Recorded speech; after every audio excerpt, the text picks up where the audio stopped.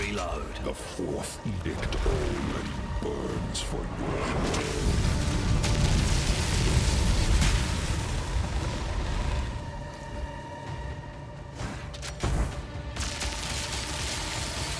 Significance. This is the legacy of humanity. The noble soul must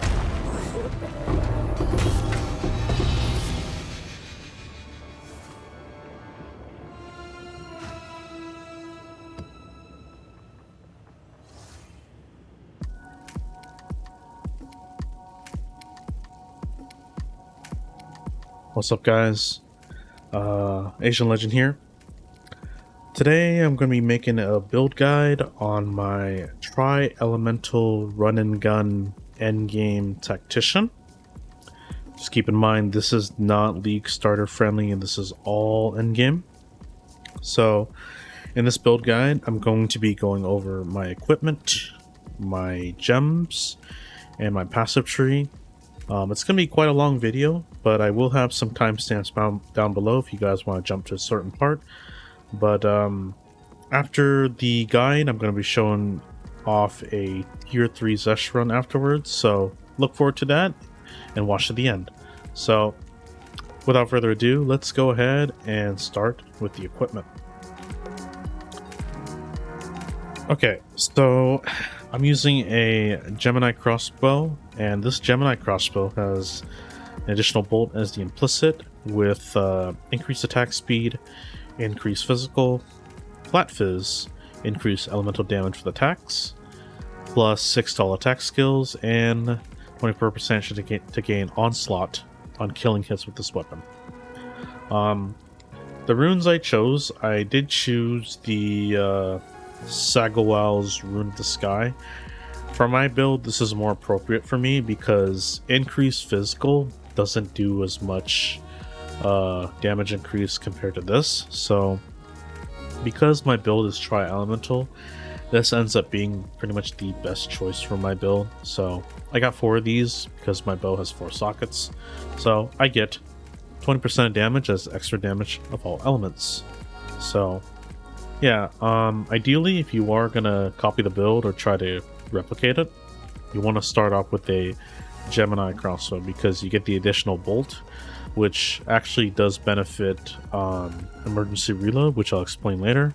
But I'm not using grenades for this build, so ideally, because I'm using both bolt skills, this would be the best choice for my build. So that's why I went with the Gemini crossbow. So yeah, that's the bow. The next item we're going over here is the gloves, the Painter's Servant Torn gloves. These gloves enable me to do a Tri-Elemental build because it'll take your whatever elemental damage and split it into 3. So let's say, for example, you had 30% fire damage on a skill, like Explosive Shot, for example. Takes that skill and divides it by 3. So you would get 10% cold, 10% fire, and 10% lightning. It's still doing the same amount of damage per se, but it's just split into 3 elements. So this is before resistances come into account. But the next piece of armor I'm going to show you makes it so regardless if your element damage is split, you're always going to do the same amount of damage than if it wasn't split. So as far as rune sockets go, I got the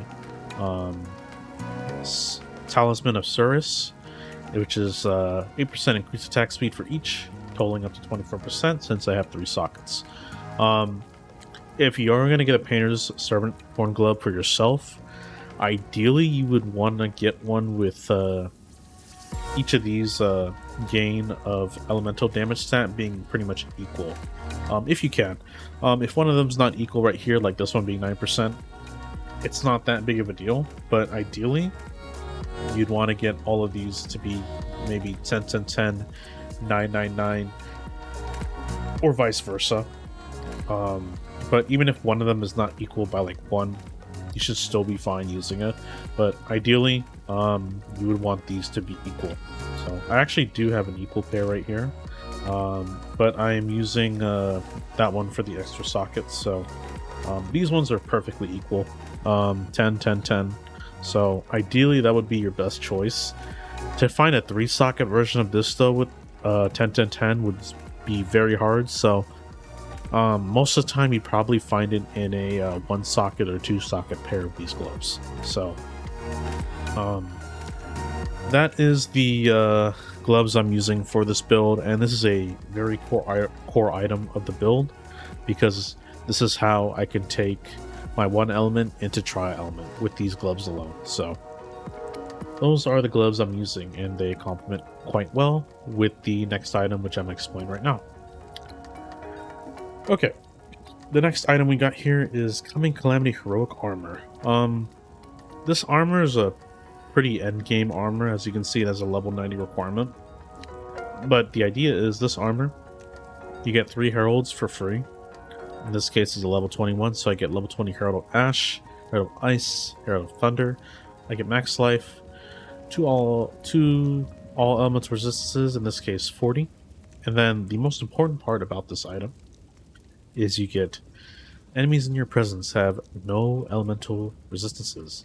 So basically, enemies within a certain radius, which I'm gonna highlight right now, basically have no elemental resists. And this is particularly great on ranged characters because typically speaking, before the next item I'm going to discuss, your radius is quite small, but I made it work with my build, and I'll explain how I did that with the next item. So as far as sockets go, using Amanemu's Gaze, Greater Iron Runes, 2 of them, and I just kind of put more armor and evasion rating on this. So because the build, when I first did it, it was initially glass cannon, and it didn't have a lot of defenses. I found a way to incorporate more armor into my build, so I ended up, that's why I'm using increased armor, evasion, energy shield runes with my build. And basically I put this instead of, like, say, quality on my runes. So the build needs armor, so that's why I chose this. So yeah, works out pretty well, which I'll explain later. Okay, as far as the next item is concerned, I got the Alpha Howl's Armored Cap. I have rage runes on these, which go up to 12, so I get plus 12 to maximum rage.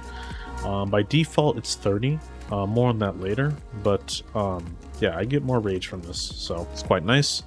You get increased evasion rating, 100 spirit, which is critical for my build. It's quite useful. A ton of cold res, and your presence radius is double. So it basically makes the effectiveness even more effective, because generally, if you take this off,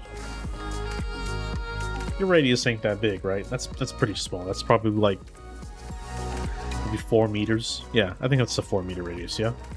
So it'll take that, put this on, it doubles it to 8 meters supposedly. So it is quite nice, especially as a ranged character, because if you didn't have this on, you would not be able to benefit from the entirety of this, because say if you're hitting an enemy, like say the radius is right here, if you're hitting it right here, they wouldn't be affected by no elemental resist. So having this is quite nice and allows it for that to happen. So from, say, the enemy's not affected over here, now it does become affected once you equip this helmet.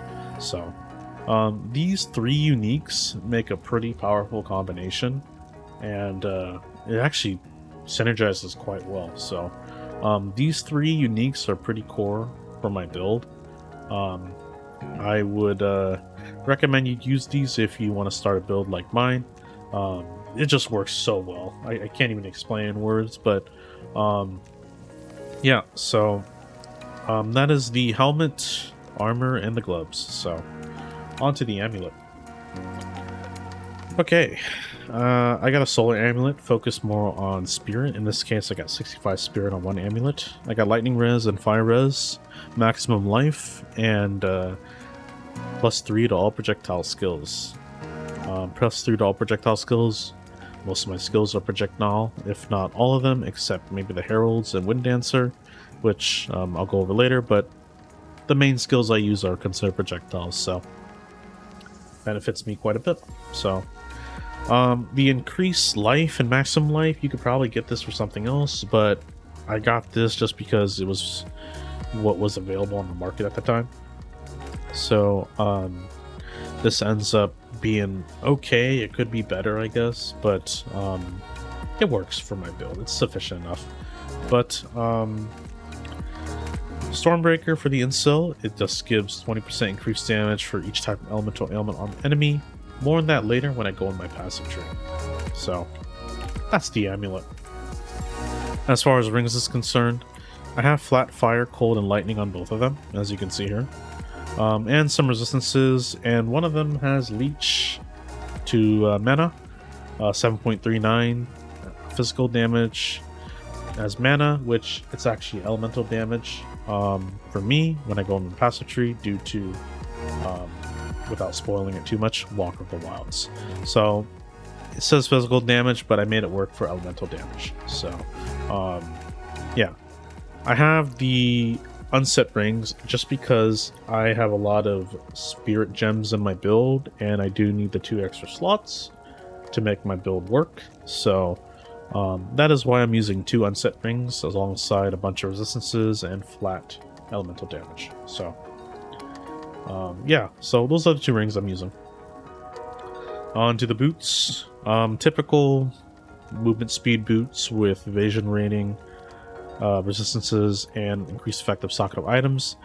This alone makes it allow you to have like 60% movement speed boots. So alongside the prefix of 35% movement speed, you get an additional 30% from these runes here. Pharaoh's Rune of the Chase. So instead of 5% per socket, it's 10% due to the increased effect of socket of item stat on there. So you get 30% movement speed, and that's the best you can get with boots because you can only have up to 3 sockets on boots. So totaling up, that's 65% total movement speed on boots, which is quite insane.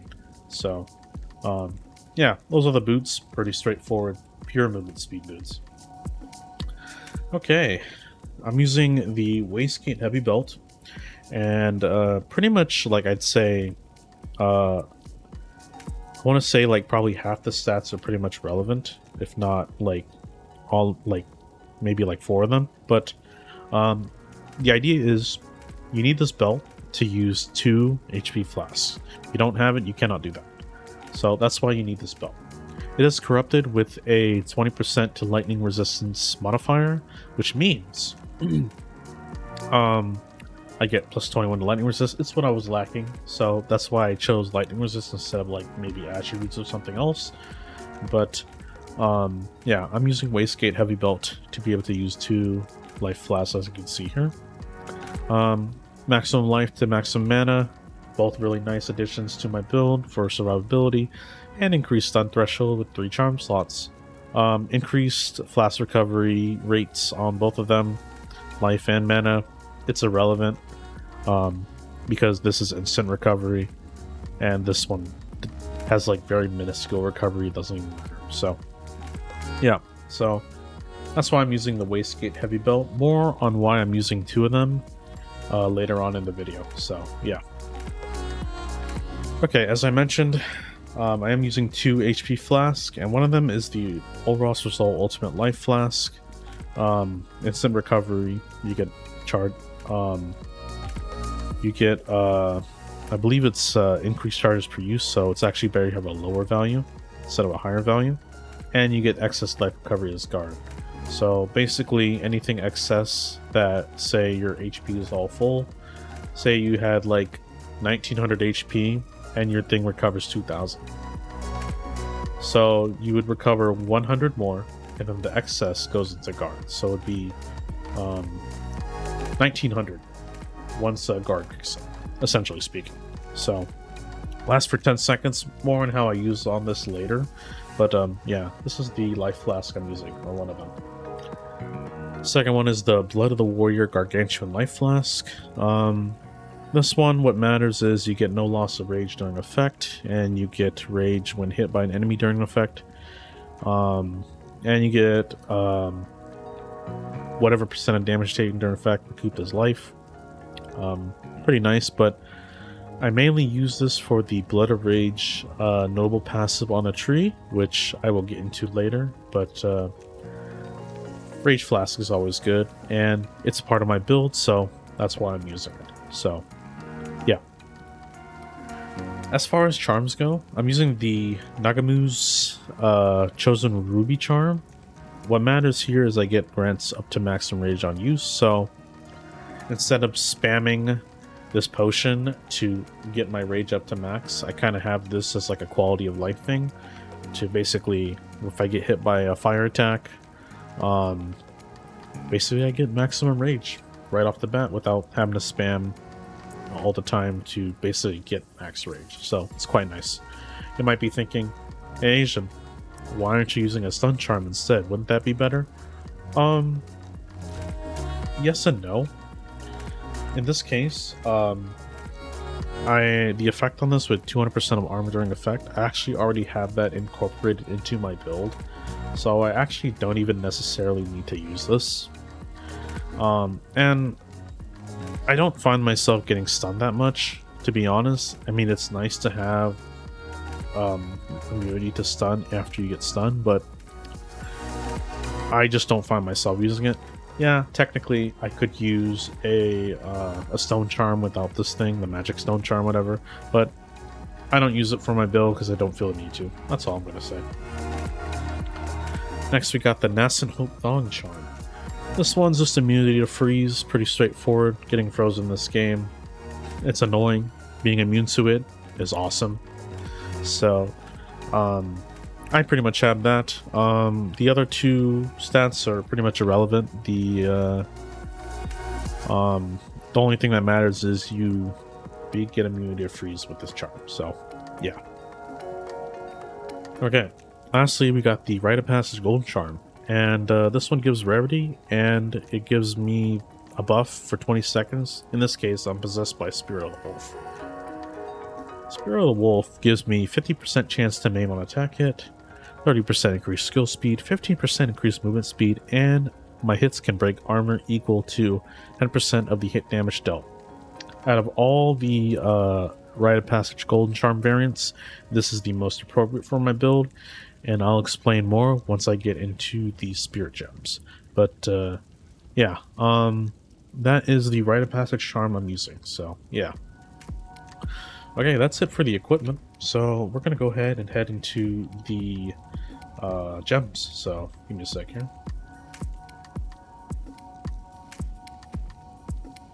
Okay, so starting off here, crossbow shot. You can do any blue gems on here. I don't ever find myself using crossbow shot ever, but you can choose any blue gems you want.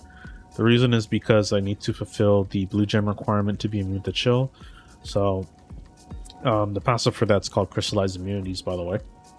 But these are basically just fodder gems. It's just free 5 slots to be able to fulfill that requirement. So put any blue gems you want on here. You're hardly ever going to use crossbow shot. You're never going to use it, so just use it. Okay. The Herald of Ash, Ice, and Thunder. So my Herald of Ash is actually blank because it's bugged.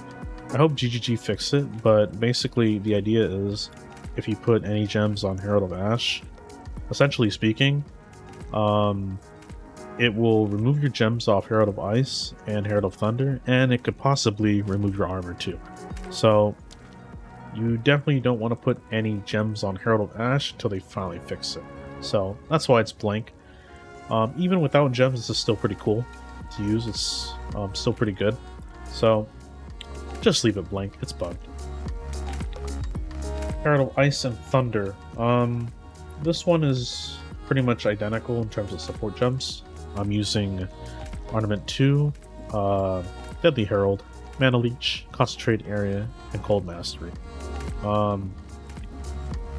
Pretty much these are what does my damage for me when I hit with Explosive Shot or just kill enemies in general. So obviously you want to pump out as much elemental damage as you can on these, because these do insane amounts of attack damage, 447% on each, which is quite insane.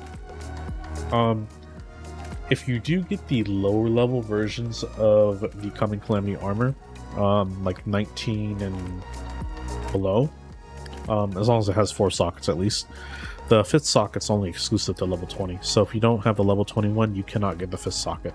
So most of the time you'll probably run with 4 or 3, but you could probably take out Mana Leech and just have these 4.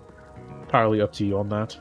But if you have 5, rock all 5 of these. So the 5th socket's only if you have the level 20 version as armor, and that is like base level, not boosted from like gems and stuff. So level 20 base for Coming Calamity is to get 5 sockets. So yeah. But yeah, those are the gems I have on Herald of Ice and Thunder. I'm sure most of you guys know how they work. So yeah, there you go. Explosive Shot. This is my first main skill. This is more used for my mapping skill mainly, but basically this skill has 2 parts. So it has a projectile part and an explosion part. So each does individual damage, okay? So basically you can hit an enemy twice using Explosive Shot, and the way to do that, you have to click on them. So if an enemy's right here, you have to click on them. That's how you hit it twice. Now if you aren't clicking on them, it won't hit twice, so only the AoE attack will hit, just so you know. But that's essentially how Explosive Shot works. So with Explosive Shot, I have Multi-Shot too. This gives me 2 additional projectiles at the cost of damage and skill speed. Skill speed as in the attack speed of the skill itself, not the reload speed. I don't think it affects reload speed. So yeah, as you can see, it doesn't affect reload. It only affects the actual like projectile attack, not the reload speed. So just keep that in mind, because technically skill speed does affect that in a sense, because it's a more broader version of attack speed. It affects more things, technically speaking, but it won't affect your reload speed, so you should be fine using this. I got Streamline Rounds for more attack speed, getting less damage, but I get 5 additional bolts and less reload speed. Reload speed is not an issue for me, which I'll explain more when I go to the last gem. I get more attack speed here with Rapid Attacks 2, Great Wolf's Ferocity with more attack speed, and Arjun's Medal. You probably won't get this easily, so as an alternative you can use ammo conservation instead. But Arjun's Medal basically makes it so when I'm killing enemies with Explosive Shot, it has a chance to load it back into all crossbow skills, including Explosive Shot. So essentially it just makes your clip last longer, because you're basically generating bolts back with Arjun's Medal. So, but the idea is Explosive Shot is generating more projectiles and more attack speed. And I'm sure you're thinking, hey Asian, is it even worth it? Because you lose so much damage on this skill. Is it even worth doing that? It's actually totally fine. I actually have enough damage still, even with all this damage reduction on 3 of my gems. But I actually make it so it works pretty well. So it's not that big of a deal, which you'll see more when I actually get into the actual gameplay with Xesht. So yeah, this isn't the main skill for bossing. This is kind of a utility skill for the next skill I'm going to go over right now. So let's do that. Okay. Stormblast Bolts. So this skill is also a 2-parter. It has an impact and an explosion. Both do separate damages. The biggest part of the damage comes from the explosion, but Yeah, so the gems I have on it is Elemental Armament 2, Rapid Attacks 2, Rising Tempest, Concentrate Area, and Stoicism. So this one's more elemental damage, more attack speed on this because initially it does fire kind of slow, so more attack speed is really nice on this. Rising Tempest, this is actually perfect for this because of the way Explosive Shot interacts with Storm Blast. So the idea is you shoot it and then you blow it up, right? Now the reason why this works is because these two are different elements. So you would get 12% if you use this, and then another 12% more once you switch to Explosive Shot. So basically this works perfectly for that because you use this, then use this, so this actually gets more damage overall. So it might not sound like much, like 12% more, but this actually works pretty well. So I have Concentrate Area for more area damage but less area effect. Area effect being lessened actually benefits this because for like smaller bosses, it allows more of the hits to hit them properly. So basically say a boss is like really small, so essentially it makes it more concentrated with a less area effect, which hence the name, Concentrate Area. So it just makes it more concentrated, meaning you basically do more damage. So it works on all kinds of bosses, not just the like bigger bosses, you know, in a sense. So that's why I'm using Concentrate Area. So it's actually a perfect combination with Storm Blast Bolts. Okay, and lastly, we got Stoicism 2. Now, this one is personal preference. If you do find yourself dodge rolling a lot, this kind of is useless, and instead you can use something like Deliberation, which I'll show you right now. So Deliberation gives you more damage, but you get movement penalty while using the skill. So you can kind of go either or, it just really depends on your playstyle. But for me, I don't find myself dodge rolling a lot. Very little actually, because of how tanky my build is. So I would go with Stoicism too, but in some cases Deliberation could be better, say if you needed one less strength gem. So entirely up to you on that. You can also maybe use like close combat as well if you wanted to, but yeah, I'll leave it up to you on that. But Stoicism 2 is what I'm using for the build, so just kind of roll with that if you kind of just need one choice on it. So yeah, so that's Storm Blast Bolts. So yeah, there you go. Okay, the next skill we got is Emergency Reload. Basically all your bolts get fully reloaded upon usage of this skill. So say you had no ammo on Storm Blast and say you used up most of Explosion Shot. Normally you would have to manually reload, right? And they would just reload. Costs a lot of mana usually, right? So you might be asking, okay, what if you don't have mana? That's where Emergency Reload comes in. Yes, it's on a massive cooldown, but ideally speaking, you need to technically use Emergency Reload in an emergency, hence the name.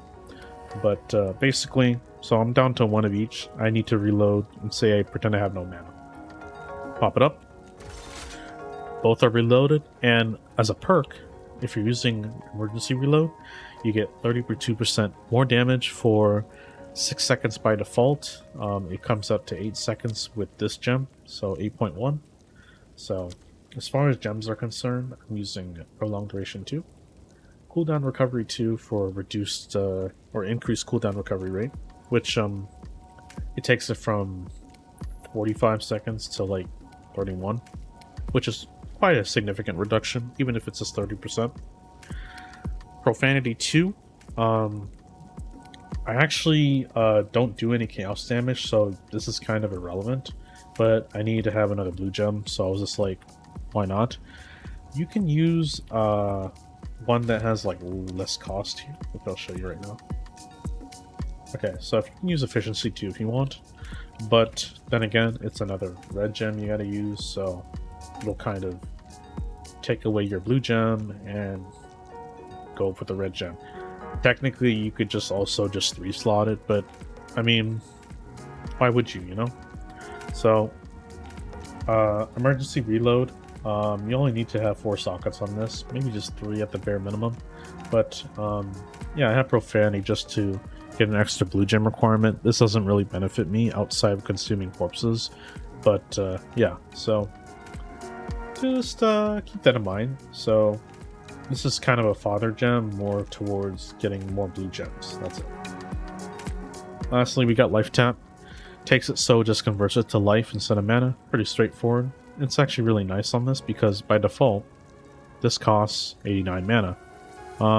With multipliers, it's 138. But having this essentially means you can use emergency reload at any time because it just costs a little bit of life. Because it normally costs mana, but you can use it to take away life instead. So, say I'm out of mana completely, out of ammo, out of mana, whatever. You would just pop it off, emergency reload to take life, fully load it again. Just an emergency, as the name suggests. So yeah, that's emergency reload. So yeah, pretty straightforward. Your bolts get empowered. You get more damage with those bolts that are empowered. So yeah. Next, we got our first spirit skill. We got War Banner. This one's pretty straightforward. 25% more attack damage, increased accuracy rating, and 25% more attack speed. All really nice for the build, just because more damage is always nice, and more attack speed as well. So, you pop this down, you stay in this radius, you get more banner buff. So, this is always nice for setting up for an insta boss kill, or in case sometimes you need more damage on tougher to kill rares. Whatever you want to use it for. So, War Banner is always nice. Make sure to use it all the time when you can. It's quite essential. As far as gems are concerned, we got Terrestrial's Passion, reduces glory cost, so in this case 50%. Cuts this in half from 200 to 100. Refraction 2. Basically armor to elemental hit damage taken. So, how this works, right? Right now, I have 59% elemental reduction against hits based on my armor. So when I pop this up, now it's at 68. And that is because of the effect of this. I'll explain more of the elemental hit damage part of it and how it reflects on my build. So, but this does work quite well with War Banner. So it's free elemental damage mitigation, even if it costs 10 spirit. It's not very much at all, so I highly suggest you use it. So there you go. Now keep in mind, you have to stand in it to benefit. If you stand out of it, you don't benefit. So this is not persistent. This is not as persistent compared to all the other spirit gems. So keep that in mind. You have to stand with it to get the benefit, because it only applies to if you're affected by an aura. So there you go. Okay, so I have prolonged duration 2 for more duration, basically just lasts longer. Pretty straightforward. Mobility 2, or just mobility, less movement penalty while you support skills. You could go for Expanse 2 if you wanted more air effect, but it does come with a cooldown. I wouldn't recommend it personally. But if you do need more air effect, you can use that. Just be mindful of the cooldown. So ideally you wouldn't want to have a cooldown, because if you're doing like super juice maps, 9 times out of 10 you're gonna have that ready super fast before your cooldown's even refreshed. So it's better to not just deal with the cooldown, and you can just go with something else. So I just went with mobility. And now lastly, for this one, we got Magnified Area 2. More area effect, but less area damage. You don't do damage with this, doesn't matter. Easy pick here, so just get it. Okay, Wind Dancer. This is a quite popular spirit gem for most PoE players in the game. Basically, the idea is you generate stages, you get hit, you do something called Gale Force. You generate up to 3 stages, and each stage gives you area effect, damage, and knockback distance depending on the stage, up to 3. So 3 stages, 300% more, 3 stages of this, 150% more. You get the idea. But basically, when you use Wind Dancer, you want to set it up for damage. I've seen people set it up for utility, but I think that's a really bad idea, because it's better to just eliminate the enemy quickly in there instead of just letting them survive and be blinded or maimed or whatever. Just set it up for damage and you're all good. So as far as gems go, Elemental Armament 2 for more elemental attack damage. Because of my Painter Servant gloves, these also do tri-element as well. So as you can see right there you go. Pursuit 3. So this is classified as a melee tag skill. So it does have the melee tag. So this directly benefits the skill itself, Gale Force specifically. So and since I'm doing projectile attacks with explosive shot or storm blast bolts, obviously these counts towards the activation of Pursuit 3. So 30% more melee damage right there. It's pretty straightforward. You're always going to pretty much have it. So, and you have to do it within the last 2 seconds. So basically you just shoot, enemy comes up to you, you have Wind Dancer active, you're going to get that damage bonus. So yeah. Then we got Close Combat 2. Gale Force only activates basically at a fairly reasonable distance. I would say around like close distance, like maybe like 2 meters or so. Obviously enemies are hitting you from up close, and if they hit you up close, guess what? They're gonna take damage, and they're at close range. So this is pretty much a straightforward pick, no explanation there. Then you got Mana Leech. As I mentioned, it's actually elemental damage from support skills as mana with Walker of the Wild's Keystone passive. Basically, in times when I don't have mana or I can't do any damage, basically just go run up to an enemy, in a sense, and you just basically get this Mana Leech to proc. So that's why I have Mana Leech, and it's basically free mana recovery when you basically get hit. So when you get hit, you do damage and you get mana back. So it's quite nice. I don't think I need to explain too much, but yeah, just get Mana Leech. I don't think there's any other damage supports you can get. Technically you could go with Elemental Focus if you wanted even more damage, but the problem is you don't inflict the elemental ailments, and it's actually integral with my build, so that's why I chose not to do that. So that's why I went with Mana Leech. And then Magnified Area 2.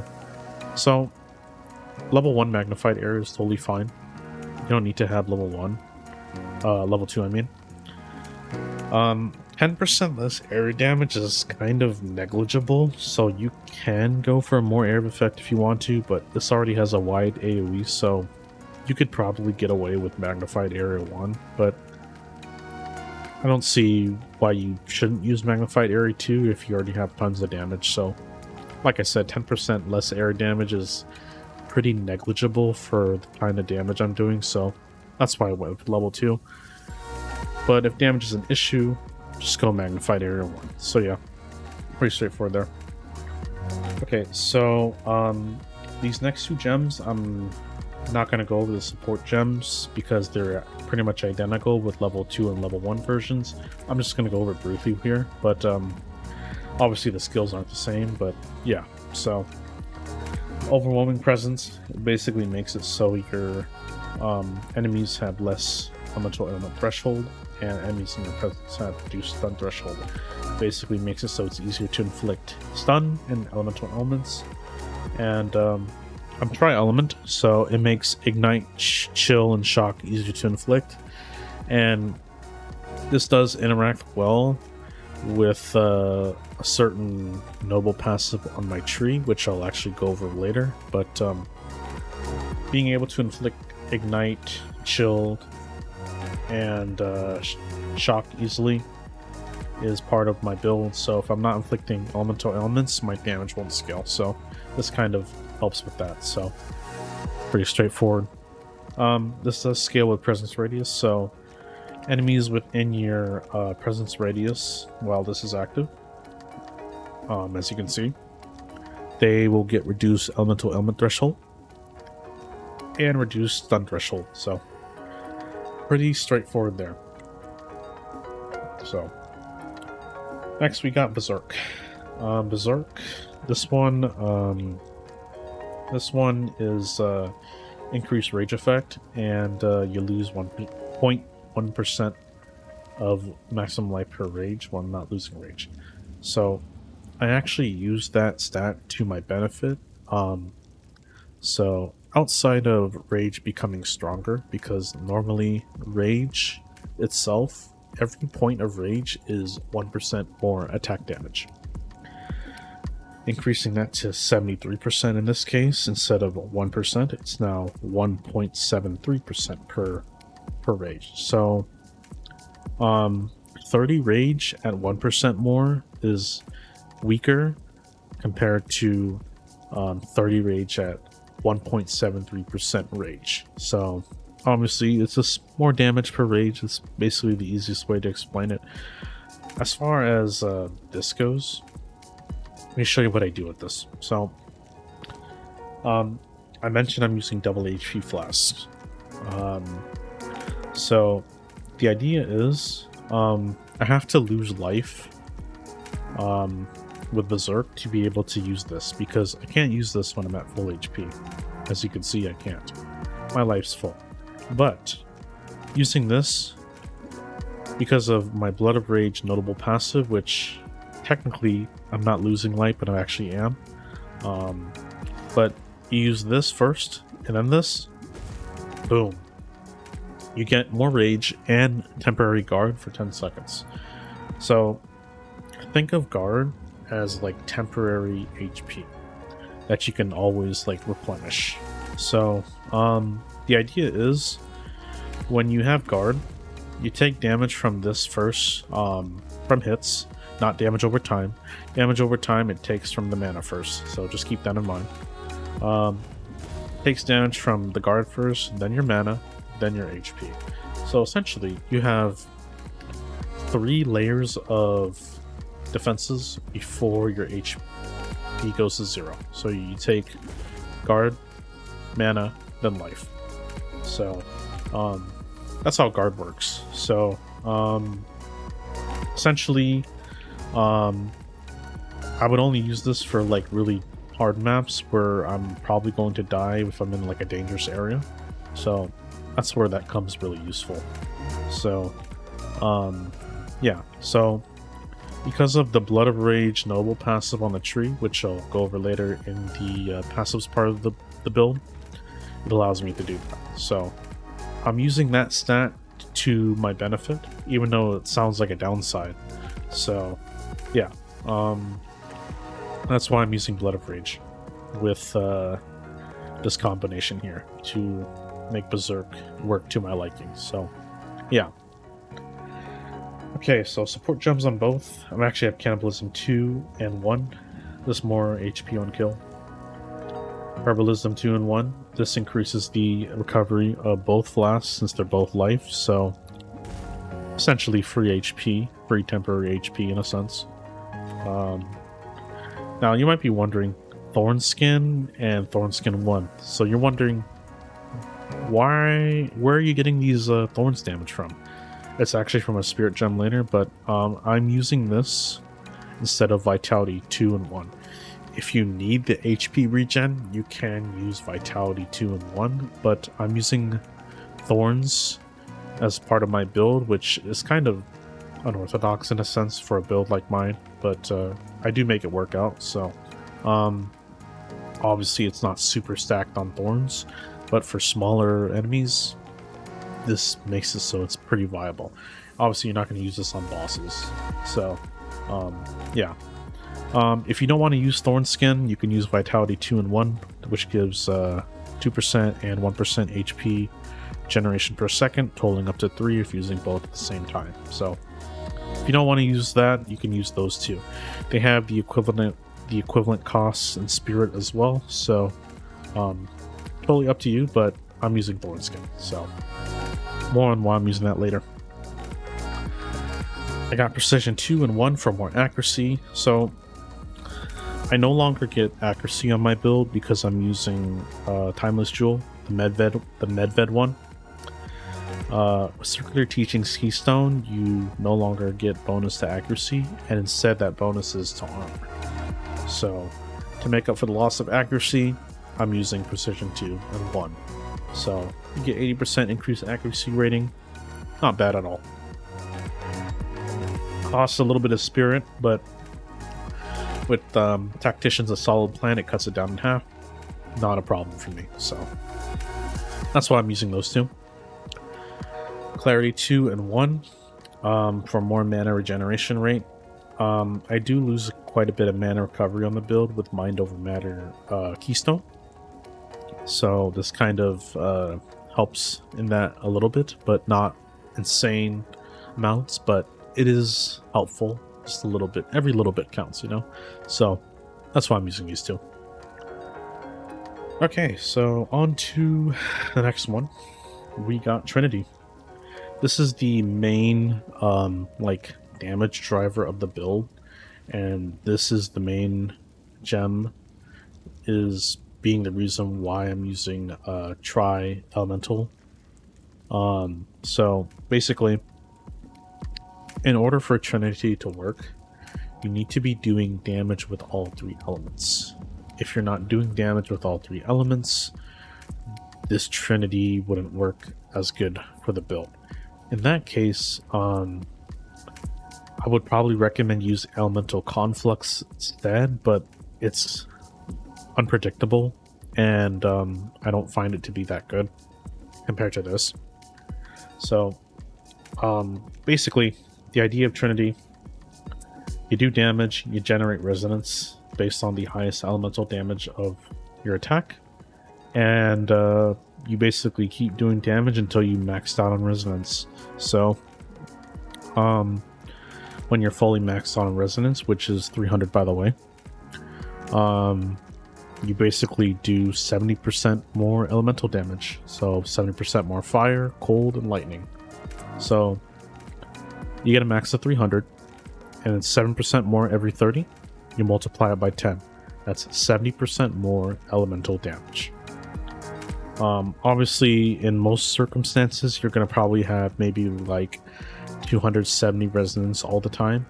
Not 300, but yeah. So as a bonus, at 250 resonance or more, you get 28% skill speed.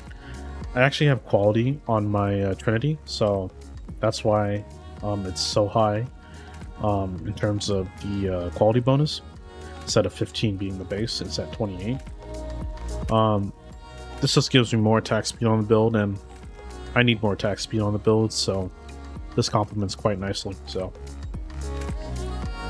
I do achieve 250 resonance pretty easily with the setup I'm using, so it's basically permanent in a sense, as long as you're doing damage. But yeah, so I'm going to show you more of the interaction later once I finish the whole build guide when I do my Xesht run, so look forward to that.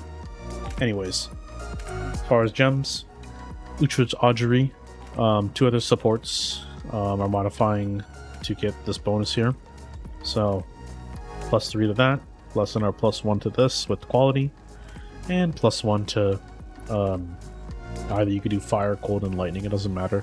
They all apply the same +1 bonus. You can't use more than one, by the way. You can only use one of mastery gem. So you can't use fire, cold, and lightning. You can only choose one. So yeah, that's Trinity for you. More on that later when you actually see the gameplay. Okay, this is where the thorns damage comes from, and you might be wondering, why are you using scavenge plating? Well, I'm actually going to explain to you right now, but first, basically how this works, you break enemy armor, and you get scavenge plating based on the rarity of the enemy. So 1 stack for normal, 2 stacks for magic, 5 stacks for rares, and 10 stacks for uniques. Lasts for 10.5 seconds by default. Each scavenge plating you get 4% more armor, and you also get 49 to 74 thorns per scavenged plating. Now, you might also be wondering, hey Asian, you don't have any armor breaking skills, so why are you using scavenge plating? It's not appropriate for your build. Actually, it's quite simple. So, using this Rite of Passage Gold Charm, because I have the ability to break armor for 20 seconds when this is active, it essentially allows me to take the perks of scavenge plating without having an armor breaking skill. So I can easily get 10 stacks easily while this is active. So basically, while that's active and I kill another rare, it just keeps going and I get 40% more armor and thorns damage. This actually works good with my build, as some people might think it might not work, but that is exactly why I have thorns damage. So this complements with scavenge plating. So kind of an unorthodox use of the skill, but I've made it work with my build while also giving me more armor. So the build needs armor, so this ended up being a perfect choice for the needs of my build. So I decided, let's use it. So, but yeah, so I have Prolonged Duration 2, Warm Blooded, just in case my freeze charm's not up. This is where it would cut the freeze duration in half in case I do get frozen while this is not active. Normally doesn't happen, but it's kind of a just in case thing. And I got +1 of physical skills. So the thing about scavenge plating, so normally it lasts for 14 seconds, right? Technically, if you have this active, since you're now breaking armor while this is active, it's like +20 to this. So instead of 14, it's more like 34 in that case. So your scavenge plating lasts longer than you think with this setup. So you have this with that, it'll last for basically 34 seconds, which is quite awesome. And I have the movement speed to be able to keep this going and the attack speed, so it works out quite well. So that's exactly why I'm using scavenge plating. So it gives me more damage when I'm getting hit against enemies doing melee attacks, as well as more armor. So it's a win-win. So, and because I'm using Painter's Servant Gloves, this also benefits from the scavenge plating here. So it also gives it more elemental damage. So I actually gain some elemental damage while also getting more. So I'm actually doing not only physical thorns, but I'm actually doing fire, cold, and lightning thorns, which is pretty cool. So, and all of these thorns does contribute to Trinity. So yeah. So anyways, I think I said too much about scavenge plating, but that's why I'm using it. So moving on. Time of Need. This is essential for hard maps. It's passive life regen and removes curses and elemental ailments every so amount of blessings. In this case, I'm at a 6.3 second interval because of compressed duration, reducing the duration between blessings just from 6 seconds, based from 9 seconds. So it just makes it proc even faster. So it's basically, say, compared to 18 seconds, you proc it twice without it, you basically proc it another time in that same amount of time. Just think of it that way. So I have this to offset the fact that I do lose HP when using Berserk. So if I'm losing HP right now, as you can see, Time of Need will just heal me back up, as you can see. So even though I actually have no life regen, as you can see here, it doesn't matter for me because 9 times out of 10, this, based on how I'm setting up my my defenses, it'll hardly ever get to life. So healing this back with Time of Need actually works out pretty well. So I don't necessarily need the life regen from just getting Vitality 2 and 1. So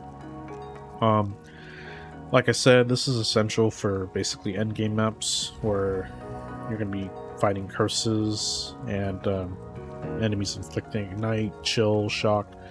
Those are going to be easier to inflict on you. If you don't have it, this is going to be a lifesaver for you if you do have it. So without it, you would just you would suffer. That's for sure. So being able to remove curses and elemental elements is quite powerful, and it's just passively doing that for you without having you to just sit down and wait until it gets removed, that kind of thing. So essential spirit gem for mapping, you got to use this. So yeah, Time of Need, quite nice. So Lutra's Omen and Compressed Duration 2. Obviously one of the supports modifying this, so I get another +3 to this. So really, really nice. Okay, lastly, we got Mana Remnants. So basically, I kill enemies affected by elemental elements, and they have a chance to spawn a remnant. In this case, 25% chance. So this is how I'm able to get my mana recovery, even though I'm using 2 HP flasks. This is a way for me to get more mana back. So basically, when you do get remnants through mana remnants, it does overflow. So it'll take your base mana, say if you're already full on mana, it'll just increase it by 1.5 times. So basically, in summary, this is how I get my mana recovery. And yeah, I also get mana recovery through Leech as well, just in case I don't have this actively going. But this also kind of acts as like some defensives too, because for each remnant you get, it can kind of help you prevent from dying. So if you're like constantly rushing and you're getting a ton of remnants and you're constantly doing damage, it's going to be harder for the enemies to out damage you. That's making it so you basically survive. So because mana is a part of my life through Mind Over Matter, this actually works out quite perfectly. So yeah, Remnant Potency 3, Harmonic Remnants 2, those are the only 2 you need to use. You don't need to use these other 3. Just because I'm just tied on Spirit. I have 0 Spirit, so I managed to get everything I wanted and have 0 Spirit, so there you go. Yeah, so that's pretty much the gems. So we're gonna go ahead and go into the passive tree. So let's do it. All right, we're gonna start off with the ascendancies. Okay. All right. So your first 2 points should always be up to a solid plan. 50% less reservation on persistent buffs, spirit gems, spirit support gems, really powerful. This is a must-have for the build. After that, if you're doing mid-game, you can go out to here, to right where we want them, to be able to get pin. when you're in mid game, more than likely you won't have enough damage to say one-shot these bosses. But when you do finally get to one-shot bosses, then you can kind of take this away and go for maybe stay light, use cover instead. So ideally your first 2 points here, your next 4 here, your last 2 would be here. But later on, if you do get to a point in the end game where you're like, yeah, this is as far as I can go with my build, then you can start pathing to here. And I did mention this is where the 200% of armor, this is where that comes from. Stay light, use cover. So I'm not forced to use this belt anymore, because this also kind of gives a similar effect, but it's on a piece of item. So if I did use this, I wouldn't be able to use my double HP build on the, so I wouldn't be able to use double HP Flasks. So I had to find a way to do that. So that's where that ascendancy comes in. You get that. You are able to get the perks of the gold girdle plate belt without having to wear the belt, basically speaking, and allow you to still keep using the belt that you want to use. So frees up a belt slot so you can use wastegate, so you can have 2 of these again. So if you had this, you still can get the 200% of armor, but you would have to be using that stun charm. And that's what I mentioned, I don't use the stun charm because I don't have that anymore. So since I did path to here, I don't have to use that stun charm. That's why I path out to here. I used to path out to here for the pen, but once you get to the end game, as like in your character's already pretty strong to like one-shot most bosses, or bosses aren't an issue for you, you can take these away into that. So but yeah, initially for most players, for the average players, I'd say you would want to go here. This is for like the extreme end game, like, yeah, I can do anything in this game kind of. So this also kind of makes up for the lack of armor too, which my build doesn't have very much armor, so this helps with that. So it's perfect. So totally perfect for that. So anyways,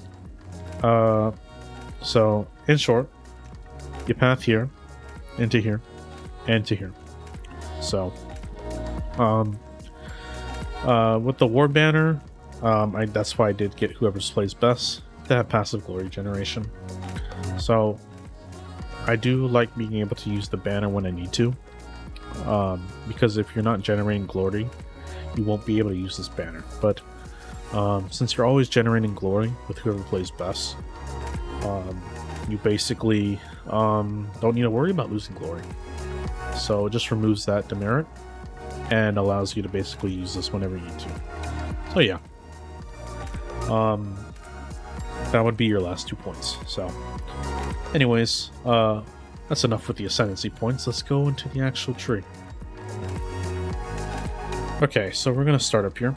I went for projectile damage first, and then I path down to here, all the way out to these with the armor nodes, and some attributes too. 5 to strength and dexterity and both, 10 to total. You get more armor from this. Let's give a good decent chunk of armor, so totally get these. So yeah, no need to explain too much about these, but yeah, you get attributes and increased damage and some armor. Nice cluster of nodes here. So yeah, on to here with my first jewel slot. I have a timeless jewel here, 1858 with the line of Medved. So I actually have 3 passives, 3 notable passives in the tree that actually benefit from my timeless jewel. So 40% more elemental damage here, another 40 from Steel Bastion, and Triskelion's Light, which gives me 50% increased damage with empowered attacks. So anytime I use emergency reload, is considered empowered right here, it will receive that benefit. So this only works when you use emergency reload, but more damage is more damage. Can't go wrong with that. So I do use emergency reload with my build, so it works quite nicely. So just this alone, you get basically 130% damage, which is actually quite insane for just 3 nodes. So yeah, that's the timeless jewel I'm using, 1858. So yeah, then I went to path out to here to get circular teachings. This is what I meant where I no longer get accuracy from dexterity. So as you can see, I no longer get accuracy, and said I get armor instead. So I get 1% increased armor per 2 dexterity, so that's why I have that. So this smaller circle is actually from my Val Pact from Nothing Diamond here. Allows me to take any passives within this small radius and just pick. So for those passives, I have Momentum, ignores all movement penalty from armor, and reduce slow and potency of debuffs on you. The second part is kind of not really relevant, but ignore all movement penalties from armor. It's basically a fancy way of saying you get more movement speed, because when you're wearing armor, you get movement penalty. So it says 5 with pure strength, 4 with strength and dexterity, or intelligence with 4, pure dexterity and or intelligence 3. You get the idea. So my armor is strength and dexterity, so I actually get basically 4% movement speed. This is basically a fancy way of saying based on your armor you get X amount of movement speed back. So in this case, it's a fancy way of saying I get 4% movement speed. So momentum is quite nice for that. Next here is light on your feet. This is quite nice. 3% movement speed, you're immune to hinder, and you're immune to maim. Those are all movement speed debuffs, and being immune to them, especially maim and hinder, especially those guys with hinder aura, it's quite nice. You don't get slowed down from it, so pretty awesome. So that's why I chose that. And then I got Crushing Judgment for more attack area damage. Out of all the other passives on the tree in this little cluster, this was kind of the best pick for me. I was just like, hey, why not? So that's why I chose Crushing Judgment, mostly for the attack area damage. Armor break duration is a little irrelevant in my opinion, but I mean it's useful somewhat just because I have this charm here. But the first effect is honestly negligible. I only went for the attack area damage. Keep in mind, attack area damage only applies to the AoE part of the skills.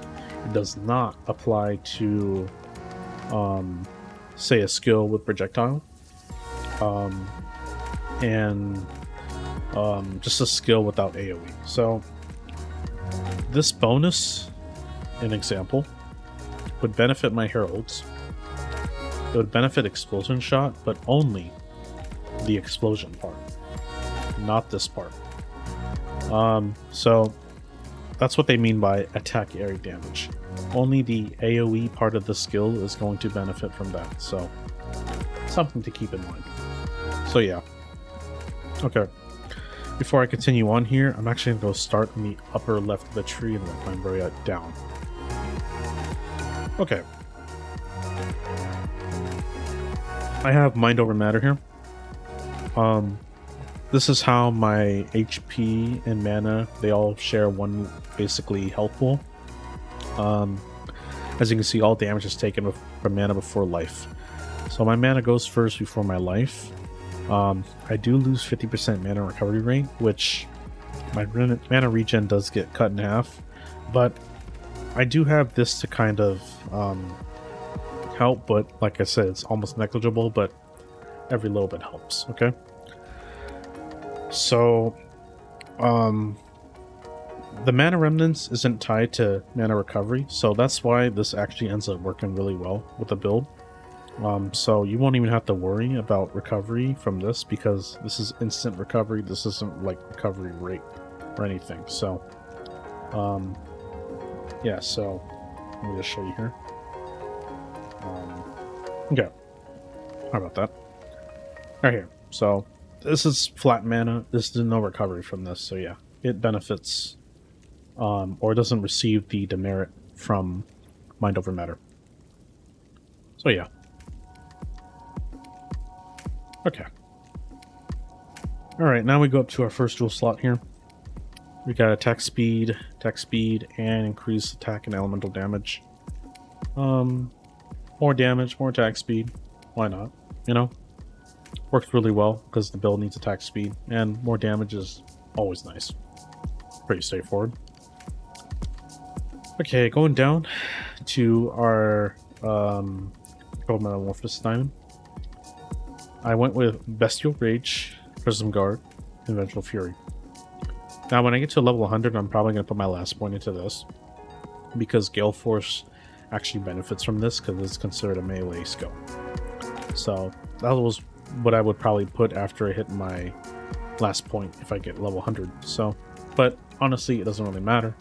You could probably ignore this, but that was what I was going to put my last point into. As far as that's concerned, obviously more attack damage, Bestial Rage. More attack damage is always nice. All my skills are attacks. Prism Guard for more armor to elemental damage, so it just makes this even more effective. It just increases it, so pretty straightforward there. More mitigation from elemental damage using my armor. Nothing wrong with that. Vengeful Fury. You gain Rage when hit, and then every Rage grants 1% increased armor. So, like I said, the build needs armor, so this kind of gives me more armor in a sense. While also, being its Rage, gives me more damage as well. So, this is quite nice to give me that more armor for the build. So yeah, there you go. Those are the passives I have for my controlled Metamorphosis Diamond. Okay, next we got Blood of Rage. I actually got that from my Megalomaniac Diamond, alongside Harness the Elements, which is all the way up here. So this one gives you 20% increased damage for each type of elemental ailment on enemy. So basically, with how my build works, if I inflict Ignite, that's 20% damage.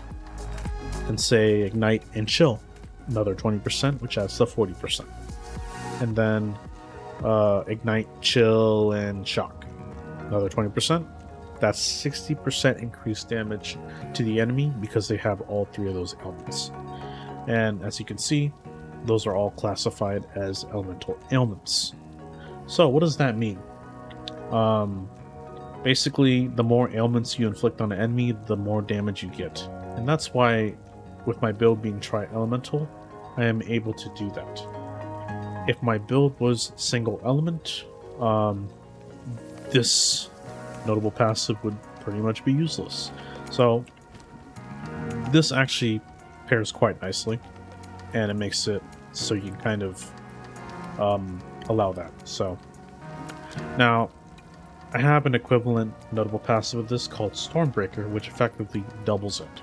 So instead of 60% from just 3 ailments, elemental ailments in this case, it's now 120%.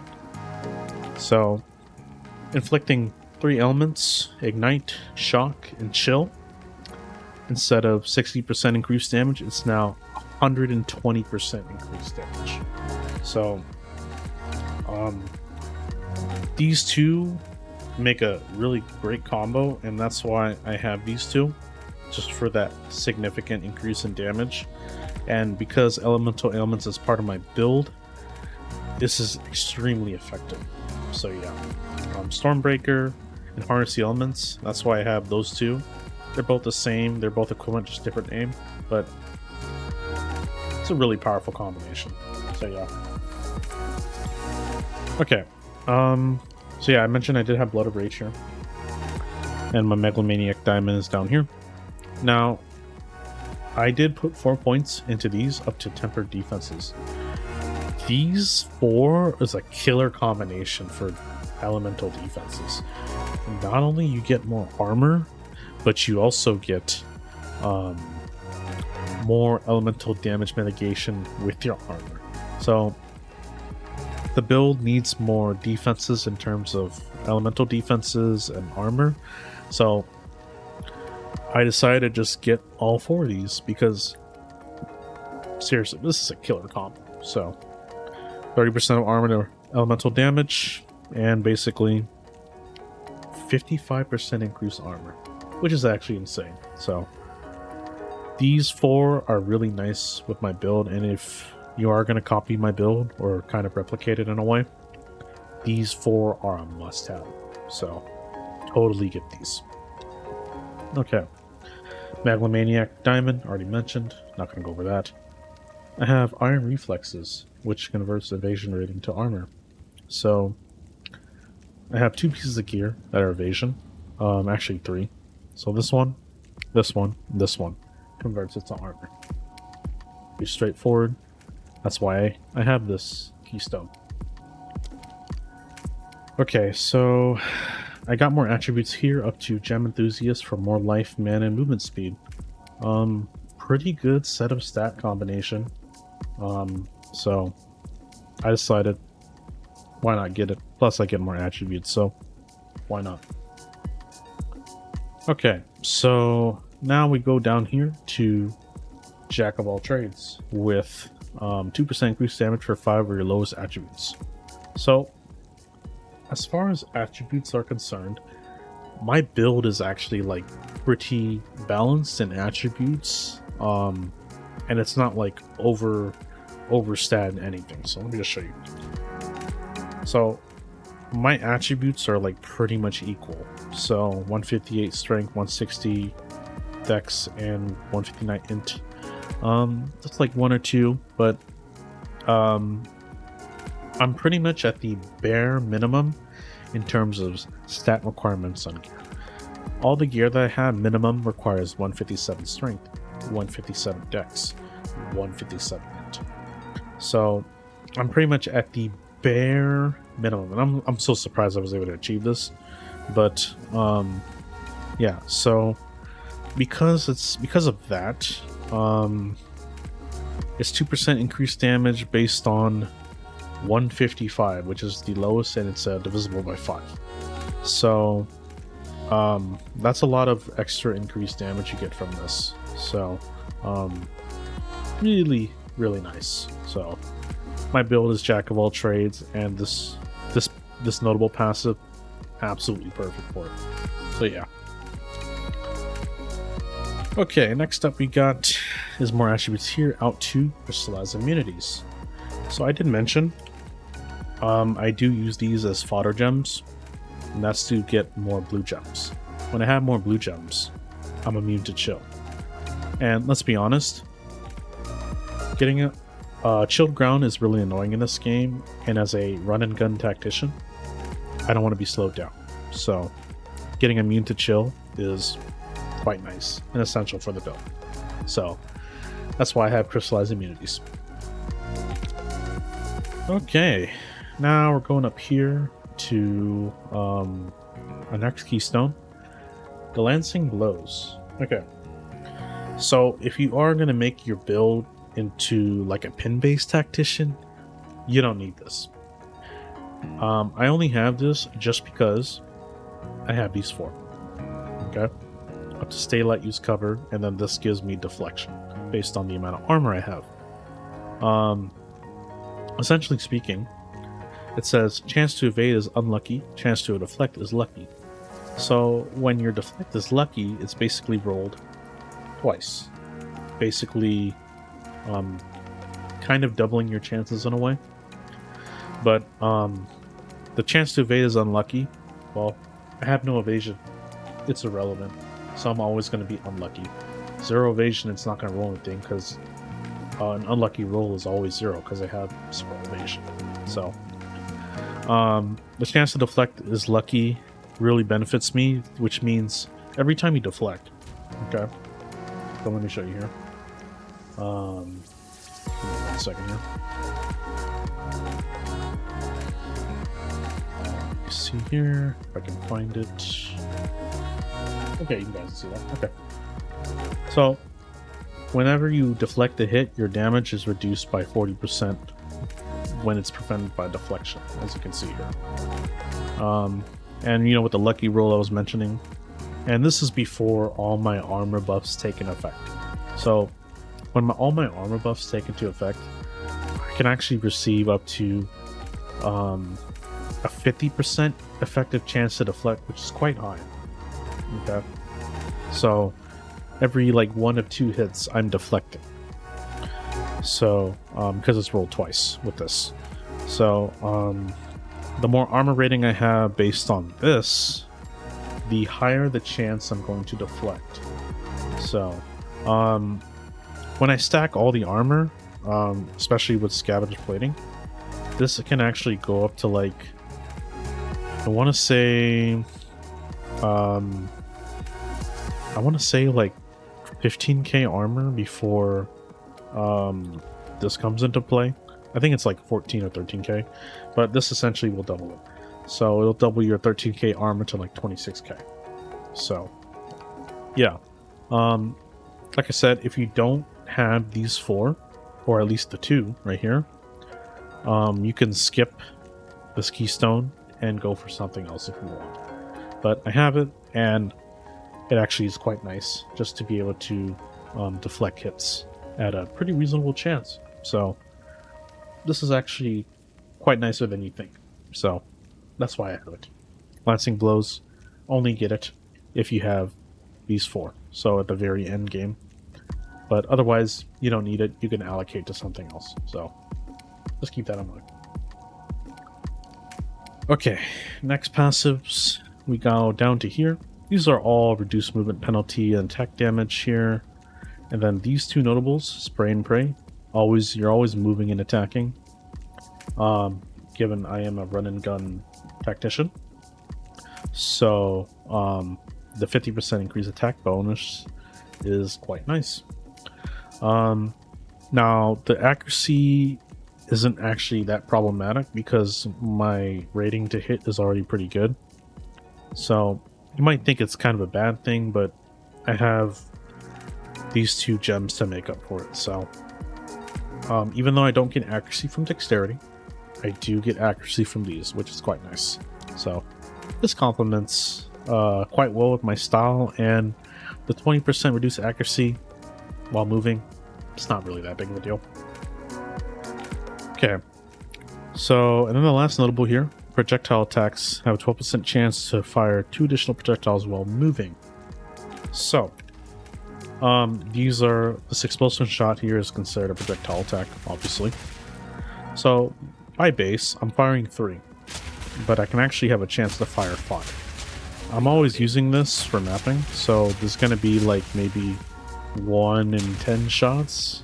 I'm going to fire an extra, so more projectiles equals more damage, and also more chances to inflict ailments on enemies. So run and gun is actually quite perfect for my playstyle and for my build, so can't go wrong with it, honestly. So I believe this also applies to Stormblast too. I don't ever see the extra bolts, so it's kind of hard to tell, but you do get extra bolts from this, which means more damage. Obviously, you're still factored into the maximum 30 bolt limit as seen here. You can only use 30 bolts here, as you can see there, but you can fire more, 2 more if you need to, but I don't seem to notice it that easily, but I think it's there, so we'll just say it works for that too. So run and gun is quite nice for the build and just more damage in general, so just take the notable passive. Okay, then I went up to here to get more attributes, so I get all the way up to here to +5 to quality. I have quite a bit of skills that benefit from quality, which I'll show you right here. Give me a sec. Okay, so um, the heralds from the armor don't benefit from quality. I don't know if that's a bug, but yeah, it doesn't benefit. I get more ignite magnitude with quality from explosion shot. Stormblast bolts, you get more lightning pen. However, because of my armor's effect, this doesn't matter because I cannot go into negative resist or apply exposure, so this doesn't really matter. Emergency reload, you get more cooldown, recovery rate. War banner, reservation efficiency isn't really anything. It's just reducing the cost of your war banner, which doesn't really matter too much, but I mean, it's nice, I guess. Wind Dancer, you get more AoE with Gale Force. More aura magnitude with this one. Berserk, you get more rage effect, more damage, pretty straightforward. Trinity, you get more skill speed with more quality. Scavenger Plane, you get more duration, which, I mean, half a second's negligible, but still nice. Time of Need, just more healing, that's it. And Remnants, just more. Each remnant gives additional mana based on quality, so pretty straightforward, but a good amount of my skills benefit from the Cunning Fox, so it is quite nice. So yeah.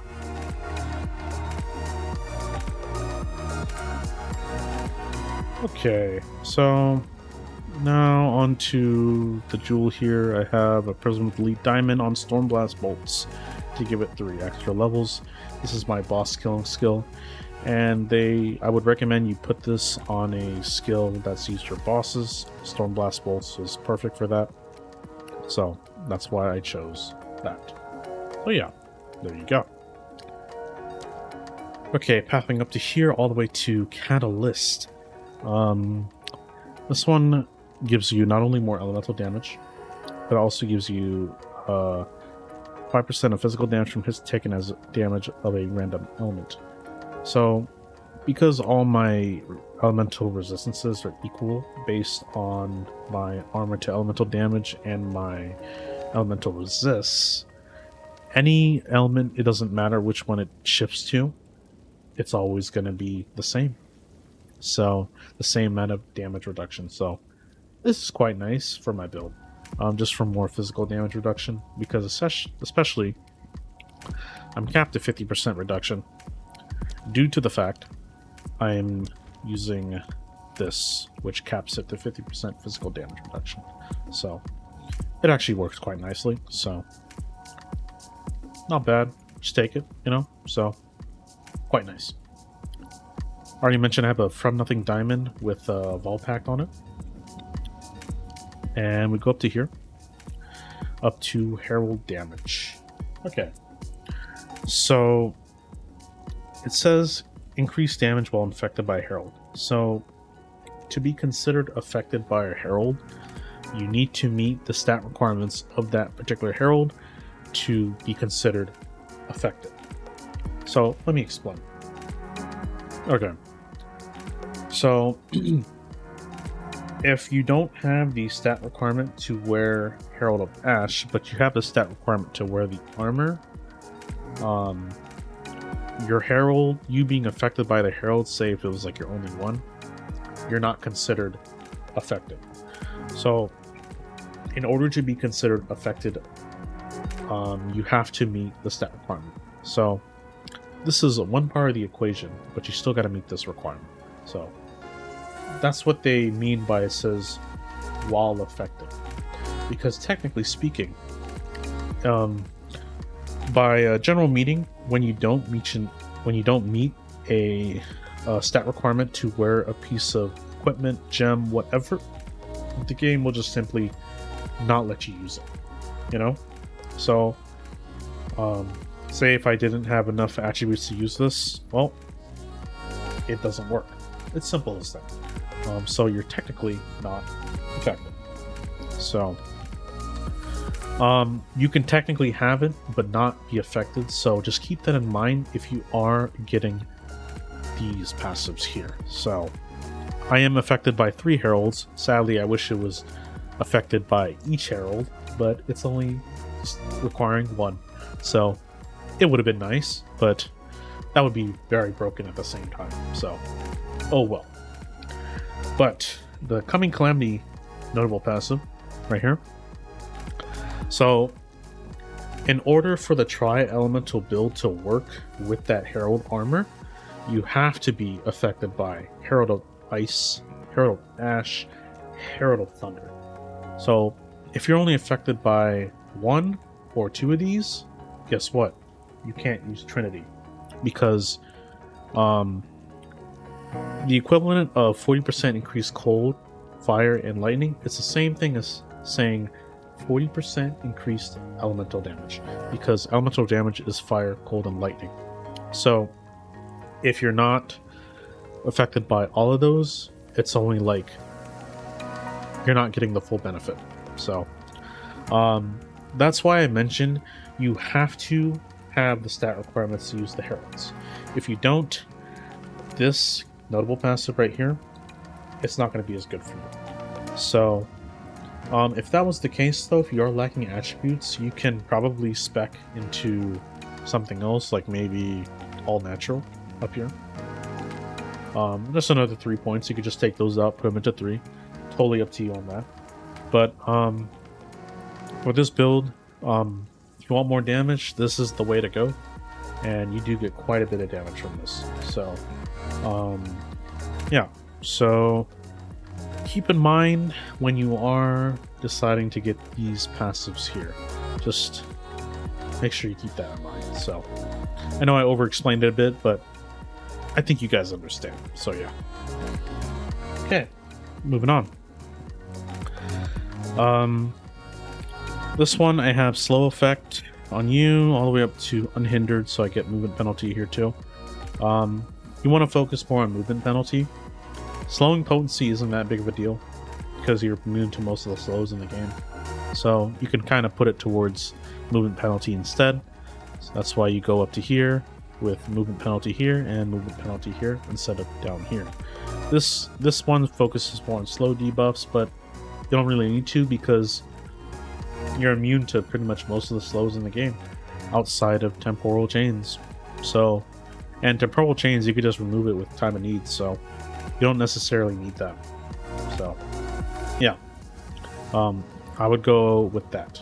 So there you go. Okay, we got our Heart of the Well Diamond here with skill speed, attack speed, maximum mana on kill, and leech is instant, 40% in this case. So the build lacks mana on kill, that's why I chose mana on kill. And then I need more skill speed / attack speed, that's why I chose those two. Leech is instant is nice when you have just instant leech available. So say for example, basically you leech mana based off your elemental damage with Walker of the Wilds, right? That being instant means you don't have to, you could skip most of the waiting on the leech to kind of recover your mana with leech of being instant. So in other words, having instant leech is basically better than having just normal leech without that instant effect on it, because you never know, especially in like milliseconds in when doing maps, you never know when having instant leech will make a huge difference. You just never know. Just anyways, I kind of overcomplicated that, but basically instant leech is good. Just get it. So yeah, that's all I'm going to say about that. Like I mentioned before, I have Walker of the Wilds, so it takes my leech from physical attack damage to elemental attack damage instead. So if you go look at my tooltip here, I'll show you. Let's take Herald of Thunder for example. So now it takes my leech from fire, lightning, cold. Because I'm tri-elemental with the Painter's Glove, I am now benefiting from all of these because I'm doing all of the elemental damage. Cold, fire, lightning. Pretty straightforward.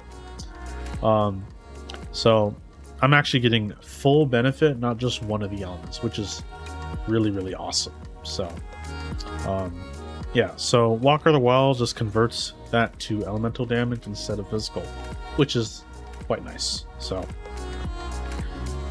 and as for that, that's pretty much the build. So I'm gonna go ahead and do a tier 3 Xesht before I end the video here. So I'm gonna go get some fragments here. Let me go here. Wow, it went up in price. Okay, I don't know. Anyway, let's go do some Xesht and just show off the build, and I'm kind of explain along the way. So let's go have some fun, yeah. So do it.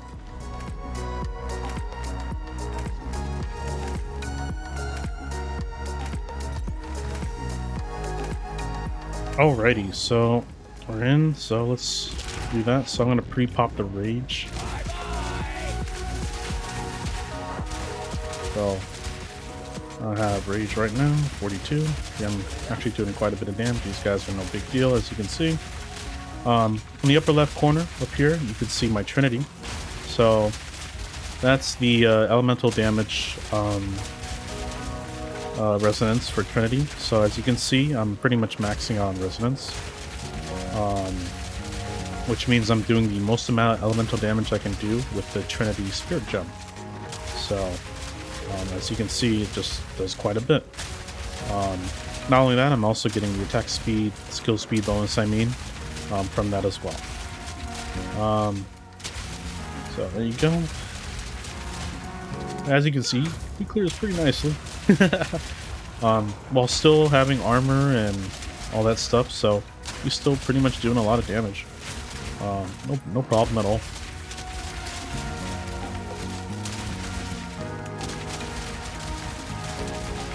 There you go.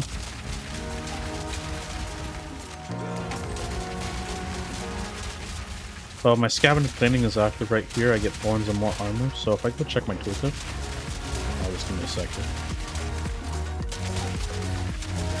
So I'm at still 50%, but my armor to elemental is now 70. Which means it's more elemental damage reduction against hits, and this is before it gets doubled by my Ascendancy passive. So I have a lot of elemental defenses.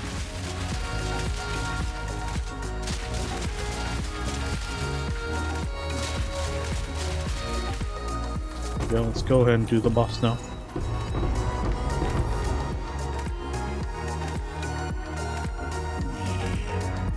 So you pretty much just, set up your rage while you're waiting. Go ahead and pop the banner. Some emergency reload here. One shot. Just like that. Now that's probably like overkill amounts of damage, as you probably saw, but even in the my Arbiter of Ash Uber run in the beginning of the video, it definitely wasn't overkill. I did like 21 million damage in that video, so which was at the beginning of the video if you guys saw it. So yeah, there you go. That's a tier 3 Xesht run, walk in the park for me. Not a big deal. So I'm gonna go ahead and kind of end the video here. So thank you all for watching this build guide if you made it to the very end. So if you made it to the very end, all I ask is you guys maybe subscribe to my channel on YouTube and follow me on Twitch, because, well, this isn't the only place you're going to see the build. You're going to see me on Twitch, you're going to see me on YouTube, some YouTube shorts as well. So yeah, I'm going to be streaming PoE. I've been streaming quite often lately. Not super often, but yeah, so you guys want to see more gameplay of the build, be sure to follow me on Twitch and YouTube. So subscribe to me there. So with that being said, if you guys have any comments, questions for me, I will answer them down in the comments below. So if you guys have any questions for me, clarification of the build, how what interacts with what, feel free to ask them in the comments below. Yeah, so that being said, I'm really happy with the build, and even though the league is going to be ending soon, I'm probably going to still be having a good time in standard. I don't think this build's going to get nerfed because I don't think it's very mainstream at all. This build definitely has a bit of complexity to it. So, yeah. So, like I said, thank you all for watching. Happy Thanksgiving, by the way. And I guess I'll see you guys next time. So, I'll see you guys later. Peace.